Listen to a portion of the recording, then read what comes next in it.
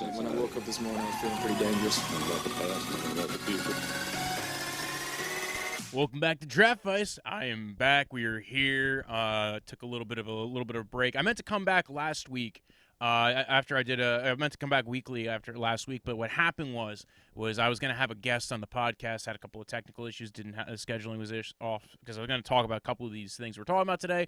By the way, let's get into it. Welcome back to Draftvice. I am Walter, and today we are talking about the Washington McSynders changing their name, Patrick Mahomes getting a brand new contract, 10 years extended. He will be a Kansas City Chief for the next 12 years unless he gets cut at a certain point.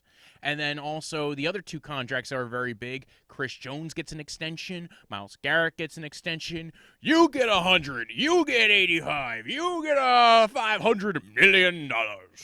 Yes, it's a bunch of money.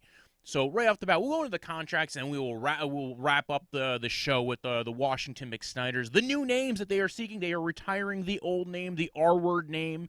If you can remember correctly what that was, you don't need me to tell you. You got the Google. But while we're at it, let's go right into it, right? Pat Mahomes gets a 10-year, $500 million extension. $477 million in guaranteed mechanisms. What does that mean, you mean? Well, it means some of those years might become guaranteed a couple years ahead of time, right? So, because what happens, fully guaranteeing a $500 million contract, I mean, there are very few owners who could fully guarantee $500 million. Which means, because what happens is when you fully guarantee a contract, you got to put money in escrow, and where are you getting $500 million is just stick in escrow for that whole time. So what happened here is that, say he's on the team in 2021, his contract in 2023 and 2024 are guaranteed. So it basically it creates a structure where the team can't cut him unless they're willing to just guarantee that money and take the cap hit during those years. So it basically guarantees him the money for the contract without fully guaranteeing the contract. It allows him to pay out differently. And this is a structure that's become very popular in recent years. It's part of the Ryan Tannehill structure. And we keep hearing about it more because it's become a way of, it's not just injury guarantee, because that's become, I think players are getting smart to that as far as avoiding just getting injury guarantees, because they're like, oh, well, if I get injured, it's totally fine. But then you realize you're fighting with the team about what's considered an injury. So a lot of them are saying, we're not doing that shit no more. We want fully guaranteed, and we want guarantee mechanisms. So $477 million in guaranteed mechanisms. He has ability to opt out if those payments aren't made. There's currently a no trade clause in the contract. Way to go, Pat Mahomes, being one of the few guys who could actually negotiate that in. Then they also, if you look at the average annual salary, right?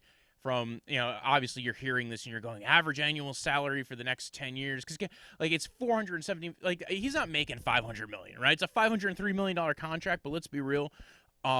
He's got to meet certain, he's got to make it to the Super Bowl, every year and throw for 5,000 yards. And those, you almost never meet the full area, the full, height of the contract, right? He's not going to make $503 million. Maybe he will, but not from this contract alone. So what's going to end up happening is that, it's really the $477 million, which is a lot of money still.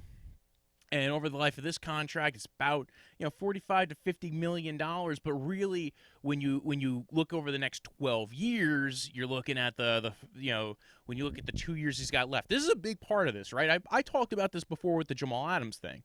It's an extension, and the money's going on the extension.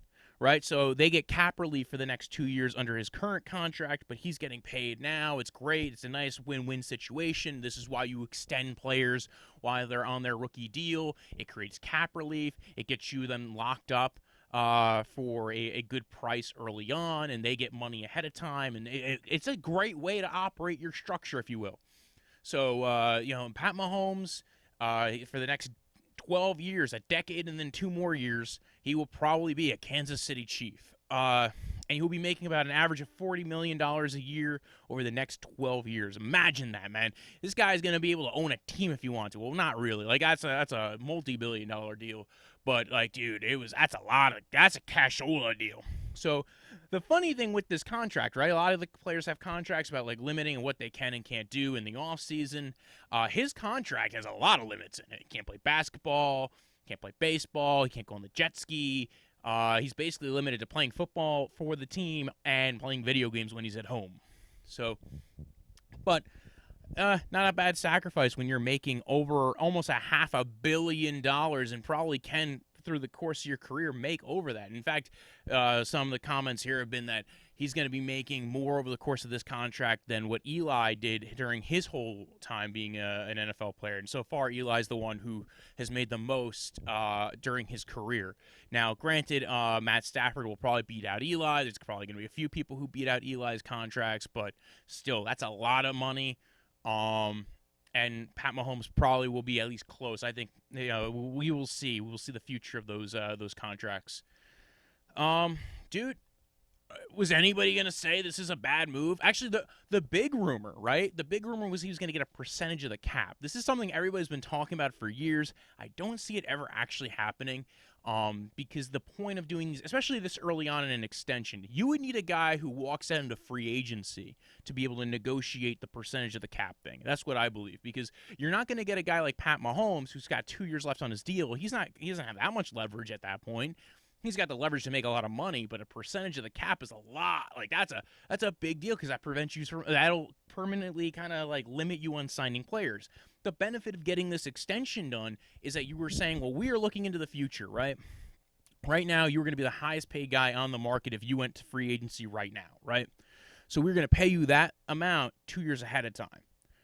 But we're going to make sure you get that amount 2 years ahead of time. The problem is that they have no benefit then if they gave you a percentage of the cap, because the point of giving this extension is you were capping out what they are actually going to get, right? You were limiting the draw on resources. You were saying we're giving you the highest paid contract now for a quarterback if they were to walk into free agency, but in 2 years when that contract actually kicks in, it might not be the highest amount for a quarterback at that time. It's what I was saying with the Jamal Adams situations. All relates back to contract situations, man.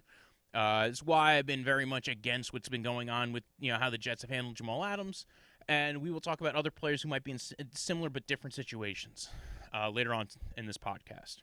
So that's a big deal. By the way, not the only Chief who got an extension. Chris Jones got an extension, right? 85. Nobody thought this was going to happen, I think. I think a lot of people were like, oh, well, they extended Pat Mahomes. They got no money left. And then the Chiefs went, really? We would like to raise you one. And they went ahead and they signed Chris Jones to an extension. They were coming up on the deadline, right? And there's two guys on this podcast we're going to talk about. Like, it came right up to the deadline, and they said, you know what? And by the way, I'll tell you what the deadline is, right? July 15th. There's the deadline. If the player's on the franchise tag, which Chris Jones and Derrick Henry were on the franchise tags, you have till July 15th to get an extension done. This is an issue with the Le'Veon Bell situation a couple years ago. So, but right now, the way it worked is it gives a deadline for players to be able to sign the tender and be able to to negotiate with the team. So, July 15th deadline. As I'm recording this contract, the July 15th deadline has passed. We're recording this podcast, yes. Anyway, so literally minutes before the end of the deadline, Derrick Henry gets an extension, $50 million, 4 years. We weren't talking about Derrick Henry, but I might as well go ahead and touch on it a little bit, and we'll talk about him again later on. And then about 2 years of that supposedly guaranteed. Chris Jones, a couple days ago, but still gets a 4-year, $85 million contract. Includes $60 million in total guarantees upon signing, right? That's a big deal. I'm actually a little shocked that was the extent of his contract, and then we're going to talk about Myles Garrett, who got more than that, I think. Now, I think he's got maybe about the same amount in guarantees. So, no, he doesn't have the same amount in guarantees. Never mind, I'm being stupid here. But nonetheless, 4-year contract. Now they got Chris Jones, an important piece of their defense, right? Great pass rusher, okay run defender, but you got this weapon who could just get after the passer. And again, the Chiefs are desperate for pieces on their defense. It seems like almost every year they're just kind of piecemealing it together, and they just want to beat you on offense. Totally makes sense. If I was the Chiefs, I might do the same thing. I'd at least try for a little bit on defense, kind of like what they're doing. So Chris Jones, again, lovely pass rusher, great player. I think everybody was thinking, oh, well, he's going to be on 1-year deal, or they'll trade him, or they'll do this. Like, they'll do what they did with not Houston, the guy who they traded to to San Francisco, where they tagged him and then they traded him for a second-round pick. I cannot remember off the top of my head. Outside linebacker. Houston got released at the same time too. That was a big year where they just exodus of like defensive players. So I'll remember it later on, I'm sure. But they keep a guy now. They keep a guy. They didn't have a lot of cap space, but they had some, right? And part of this deal, right? Part of the reason why they were able to do this is because of the cap relief they still have from Pat Mahomes' contract. Because remember, he's still like 2 more years left. They were able to maneuver this. So listen, Pat Mahomes is going to be on a contract next year, but like his contract's not going to be like $40 million yet. So you're going to be able to utilize what you have left in cap relief. This is not thinking about COVID necessarily, but maybe they'll restructure it down the line anyway. You add voidable years on the back end of the contract. Also, there's a lot of talk about how that's getting negotiated with the NFLPA and the NFL, and how maybe they'll take 35% in reserves, and there's a lot of talk about right now with how they're going to deal with that going into the season if there is a season. So, listen, I think the Chris Jones thing is great. Pat Mahomes thing, amazing. And now, listen, they have basically the same star players that they had when they went to the Super Bowl last year. They are keeping the team together. They are keeping the core basic principles of the team together. And by doing this, they are ensuring that they are at least recreating a lot of the similar things that got them to the Super Bowl and got them a Super Bowl win. So, listen, this is amazing. Congrats on the Chiefs. Let's go to the next guy on the list, right? Myles Garrett, my favorite player in the NFL currently, plays for my favorite team, the Cleveland Browns. Got a $125 million 5-year contract extension. So basically, he's locked up for the next 7 years, right? Got $50 million fully guaranteed. I'm actually a little shocked. I thought it'd be a little bit more than that. He's got $100 million in guarantees. So maybe the contract structure will be a little different. But honestly, with a lot of those kind of players, like usually the guys who get those like mechanisms that I was talking about with Pat Mahomes' contract, these might be just injury guarantees with Myles Garrett, or they might be kick-in guarantees, if you will. I think it's more along the lines of the injury guarantee route, though. I do not know the full details on that contract situation because that got released today, as did Chris Jones' situation came out yesterday. So, as of the time of recording this podcast, I'm happy, man. I am very happy. I am a Cleveland Browns fan. Myles Garrett, like I said before, one of my favorite players, star pass rusher for this team, is constantly being disruptive on that defensive line, and they knew they were going to lock him up. And this is what I'm saying. Good teams do this. They lock up great players and give them an extension. Now, I understand the argument with Jamal Adams is a little different position, but, dude, I love Myles Garrett. I'm glad they did it. And again, this is another thing where you look at the average on the contract, it's really not $25 million. It's $25 million on the extension. But, when you look at the average of the next 7 years, it's going to probably look a little bit closer to $21 million. So I think it's a great move. The Browns keep and by the way, they finally re-sign a first-round pick. How rare is that for the Browns? It's amazing. Granted, it took them having the number 1 overall pick 2 years in a row, but goddamn, that's great. I'm so happy. I like Myles Garrett a lot. I feel like I'm not even I feel like I'm not even like performing well on like showing you how happy I am on the video. But dude, I am very happy. One of my favorite players. I'm happy he got paid. And listen, he said it's Cleveland against the world. I agree with him. Let's go do it. All right. There's a couple other Cleveland news things. I'm going to pop these in here real quick. David Njoku, I mentioned it on. We have a Draftvice TikTok. You can follow the Draftvice TikTok. We have a Draftvice Instagram. We've always been doing a Draftvice Instagram. Go follow Draftvice on those things. But with I mentioned on both of these platforms that David Njoku requested a trade, right? Kind of came out of nowhere, which is weird because he went to the and I think this is actually a bigger issue to talk about, right?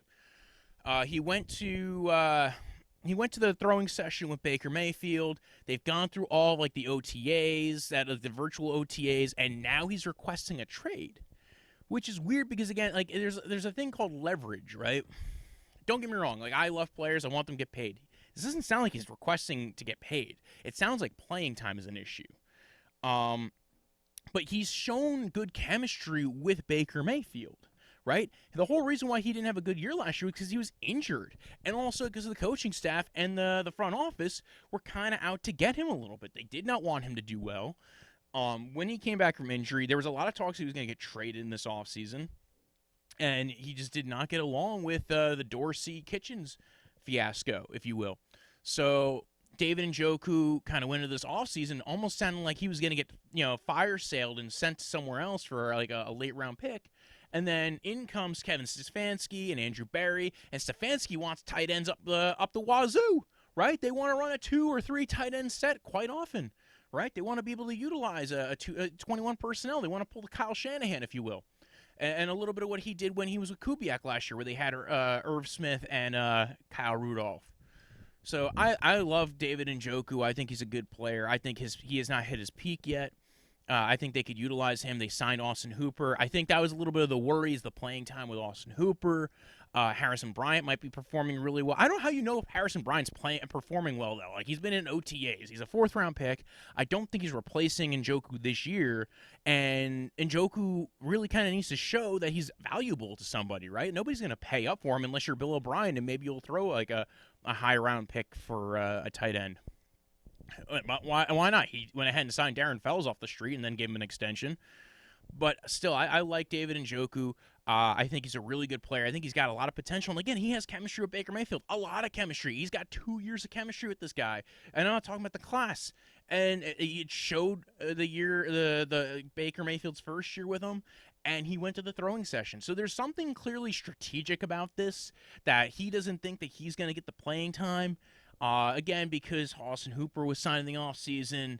But again, I think they are going to go a lot of 21 personnel and a lot of I think it's going to be a lot of mix and match, or 22 personnel, because they got a fullback now. And so I think that this is going to be I hope they keep him. I think Stefanski wants to keep him. I think that's why they have him. They went ahead and activated his 5th-year option. Now, that kind of gives them a little bit of potential trade value with him. It maybe even into next year, if a team is looking for a tight end and they look for cap relief for some extra picks or something, and he wants to push it next year, I think the idea is, and there's been some real talk about him wanting out of Cleveland, especially during the Kitchens era, for as short as that was. So I think Stefanski wants him. Barry went ahead and activated his 5th-year option. They went ahead and did it, so I think they want to keep him. They want to run 2 and 3 tight end sets. Now, as far as what this gets for Njoku, maybe he feels like, yeah, you know what, maybe this team will be great if I'm here. But I don't think we will. Like, I won't pop personally. The team will be good, but I don't think my stats will be great. And I can understand that from a player's perspective. He wants to create a market for himself. He feels like the market for himself will not be great under Stefanski's system, mainly because his individual stats might suffer. We don't know that, though, because what I think Stefanski's looking to do is kind of do that, like, Gronk Hernandez thing, where you have 2 really good tight ends, and you have to really make them kind of. And by the way, Njoku can line up at like X, like he is, which we've talked about in this podcast before. Split end. It's when you line off the side, line of scrimmage. He can line up anywhere along the line of scrimmage. He's an okay blocker. He's not the best, but he's not the worst either. He's actually solid. And maybe there was some questions about him blocking last year. I know Dorsey went ahead and critiqued him, but honestly, he was a better blocker than a lot of other guys who played for this team. So, I don't know. I like Njoku, as I said, a lot. So, that's my little rant on the Browns Njoku situation. Hopefully he stays. If he doesn't, I don't know what his market is. I don't know what his leverage is. On to the last player of the Browns that I want to quickly touch on is Olivier Vernon. They restructured his contract. There was a lot of talk that the Browns were in the market of going after Jadeveon Clowney, that they were going to pay him $15 million a year and cut Olivier Vernon. And then we hear a little bit of a contract restructure about Olivier Vernon, where basically they added in a no franchise tag clause, right, for Olivier Vernon, and but they went ahead and reduced his cap hit. They saved a couple million on his contract for this year. So they cleared a little bit of space, allowed him maybe sign another player. He gets a $7 million workout, because remember he had $15.25 million going into this year, right? And that was none of it was guaranteed. So they could have cut him anytime this offseason. Now they go ahead, they guarantee $7 million as a signing bonus. They guarantee another $3.75 million in base salary, and then add a $250,000 workout bonus. I think he's gonna. I like Olivier Vernon. Again, like they added in a no franchise tag clause to the contract, so that way, like he doesn't do well this year, and then he can't get into the free open market. I like him. I'm glad that he's still on the team. I think he's a solid player. I was happy when they trade. I liked him when they traded for him. I think I had questions because the trade was also for one of their best offensive linemen, and we clearly saw how that went. So that was a good move. It created cap relief, gave him some, it gave everybody in the room a little bit more. Like he got guaranteed money, so he knows he's here for the long haul. And then they turn around, they get a little bit of cap relief, right?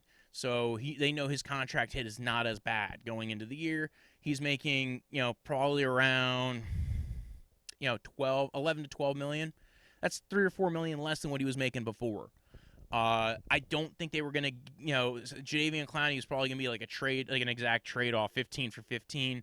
Everson Griffin, maybe they still look into kicking the tires on him, but to be honest, he's gonna probably be a $10 million guy. So I like the move. It just shows the initiative with Andrew Berry and with the Cleveland Browns and with Olivier Vernon.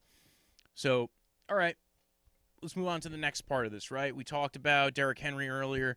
We talked a little bit about the money regarding running backs, right? 4 years, $50 million. He's going to at least be on the team for the next 2 years. If this is part of your strategy, you liked how he played. I kind of like. Listen, I've already aired my grievance on the Derrick Henry extension, tagging him earlier about how to handle that situation. I don't think it's the worst thing in the world. 4 years on a running back. Listen, when only 2 years are guaranteed, I don't think it's a lot of money with $50 million. Talking about like $12.5 million over 2 years.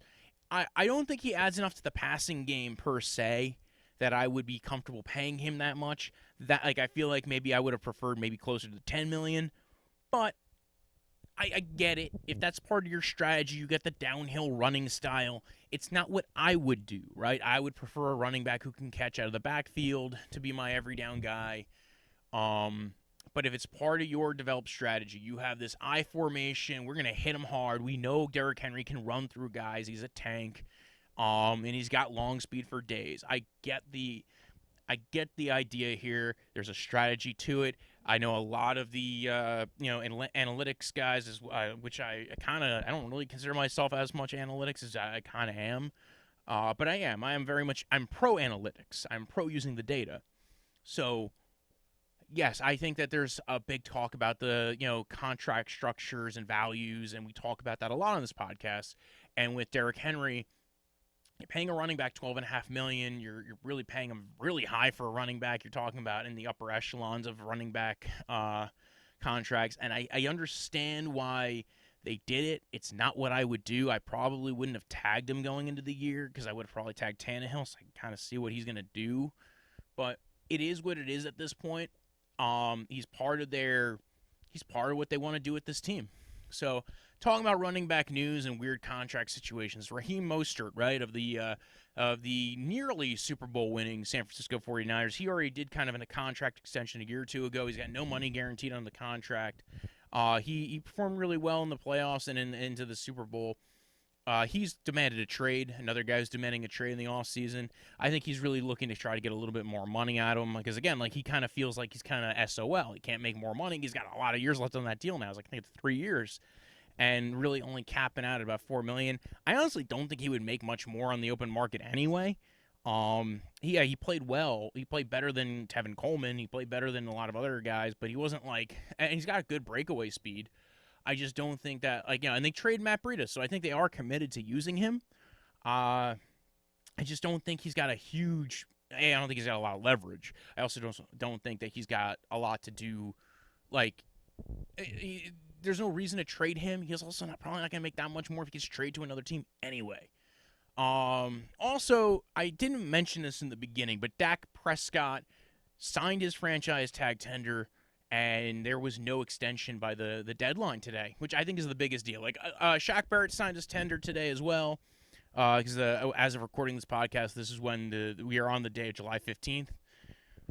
Shaq Barrett signed his tender, but no extension was done for him. That was kind of more foreseeable.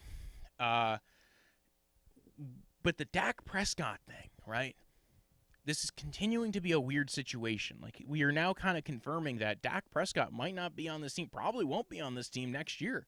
There just does not seem to be an agreement on the money or the years on the contract, right? And that seems to be the big disagreement, right? He's okay with an average salary structure of like a certain amount, but only over 4 years. If you want 5 years, you got to give him more on average. I kind of agree with him. I actually think I agree with Dak a lot on this, right? I think the Cowboys are screwing this up. They screwed the pooch every step of the way on this. And it keep on raising the amount because guess what? Other deals go on, right? The longer you wait, your leverage keeps on getting weaker. So they no longer have leverage. They can't extend them now. So it's going to be going into this year. He's on the franchise tag. He's got a 1-year deal making $30-something million. I think Dak's a really good player. I think he's at least in the top 15 as far as quarterbacks in the NFL. I do think he is, like I said before, the souped-up Andy Dalton. Maybe they're looking to see what they could get out of Andy Dalton in camp. Maybe they say, you know what, we'll just franchise tag him next year too. Keep in mind, like, it's not like it's cheap to franchise tag him, right? You got to do 120% on top of what he's making now. So that's going to be pricey. But I am excited to see him play. Going into this year, I think, especially with all the weapons that are going to be around him going into the year. Amari Cooper, CeeDee Lamb, Michael Gallup, a lot of great players. I remember I was talking about trades. That's just a little bit of a tangent here, but I think this is a valuable one, right? I was talking to a couple of Cowboys fans because there's a lot of talk about Jamal Adams, where he might go. And I didn't really touch on, like, potential trade targets because I feel like maybe I should have did that a little bit. But so a lot of Cowboys fans are interested, right? There's a lot of talk he wants to be a Cowboy. There's even like a video out there, and there was a talk about like what would be the value for this. We talked a little bit about the trade value, and I was talking to some people, and I'm like, what about a second-round pick in Michael Gallup? And there are some Cowboys fans who value Michael Gallup like a first-round pick. They would not trade him for less than that. I'm saying, by the way, PFF loved him coming out in the draft, so they valued him at a first-round pick in the NFL draft the year he came out. So PFF, you're doing your job really well. Dude, Michael Gallup, I think he's developed really well. I'm just shocked that there's that much value. Like, people really like him that much. Like, I thought he was kind of the forgotten son. Like, I wanted to talk about him a lot. You know, we're going to get into fantasy next week. We're at the time. We're going to talk about fantasy. We're going to talk about the future of the NFL, and we're going to go into the season, right? I'm gonna pretend, starting next week, I'm going to pretend there's going to be football. I promise. It's been hard, but I love it anyway. I love all of you. Thank you for tuning in. We're not done yet. Hang on. Talk about the Washington McSynders team, right? They are officially announced they are changing their names. There's been a FedEx and Nike say we're not gonna do business with you anymore. And Nike and Amazon were taking their jerseys off the store, and Mr. McSynders looked around the room and said, "Well, this is financially hurting us. We got to do this differently. How about we change the name? We were looking at changing the name. 2 days later, they said we're changing the name. So there's a lot of talk about the types of names they might do. The Washington Red Tails is a big one because it evokes you can keep the R, like the alternative letter R, the color scheme a little bit, and it kind of evokes like a military vibe. Also, now you are evoking in essence to African American pilots who fought and fought for this country. I think that's a great way of going about it. I liked my alternatives for this were the Washington Warhogs, right? That was my big one. I pushed that on my on the Instagram. If you watch the Instagram and the TikTok, I went Warhogs on this. I've been pushing that hard. Guess what? So this is the fun part of the story, right? I'm not saying I'm the only one who said Warhogs, by the way. I'm just saying it was my personal favorite, the one that I came up with in my head. I'm like, we could do if you pick the Warhogs, you could do a little thing with Timon and Pumbaa, right? You could do a deal with Disney, right? You could have a kind of evokes the mindset of the old the Hogs, the Washington Hogs, the line, if you will, the Gibbs era of the Washington team. So you can sort of there's already like a hog mentality to them. So, but there's been other names, the Warriors, the Generals, the Capitals, some of the other names that have been out there, the Senators, the Sentinels. So I get all those names. They're all very fun. So what happened was, now that they've announced this, I've mentioned this before. I'm an attorney. And I happen to know a bit about trademark. In fact, I did a video on trademark relatively recently. It's on the same link on this. It's on this this platform on the YouTube. You can check it out. But I was just talking about a recent Supreme Court case on trademark. That's besides the point. But apparently, somebody went ahead and filed what's called an ITU, the trademark application, the 1B application, which is basically you're saying I intend to use this mark for interstate commerce. They are registering it with the trademark office. They registered like 50 different marks, right? They registered the red tails. They registered the generals, the warhogs. They registered the warhogs. Yes, I am winning it. I don't even know if I'm the only one who said warhogs, but not warthogs, by the way. And I also said warhogs would be a good one too. But warhogs, hogs. Wink. They did it. They trademarked it. I'm like, I love you, Mo. I love you, man. I don't know who did this. They did like 50 of them. Dude, rock on. By the way, it's probably not going to really last. You have to prove, like, it's... I would love to do an episode on this. In fact, we will talk about it on my other podcast called Punk Law 101, right? Trademark. We are going to touch on that relatively soon. We touched on it a little bit on an episode a couple weeks ago talking about the Supreme Court cases. In fact, we just dropped an episode yesterday about the last 5 Supreme Court opinions that came out for this session. Go check it out. It's actually a fun podcast. That was probably the best episode. If you're wondering what I've been working on during this time, a little bit away, go ahead, check all this stuff out. I love you guys. Thank you for tuning in. You can follow the podcast at Draftvice on Twitter, at Draftvice_football on Instagram. You can follow me at BROJO. Death is in the end of life. Punch. Like that delicious drink you drink in the summer, or the thing you do to clowns when they hide in your closet.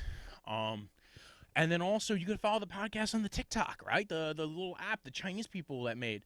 I don't know if that's going to last past... I'm going to get canceled after this one, right? But, yes, you can follow it on the TikTok. Hopefully that doesn't get banned, or even if it doesn't, we'll be on the Instagram, too. And thank you. Thank you for tuning in. Take care. Farewell. Goodbye. When I woke up this morning, I was feeling pretty dangerous. About the past and about the future.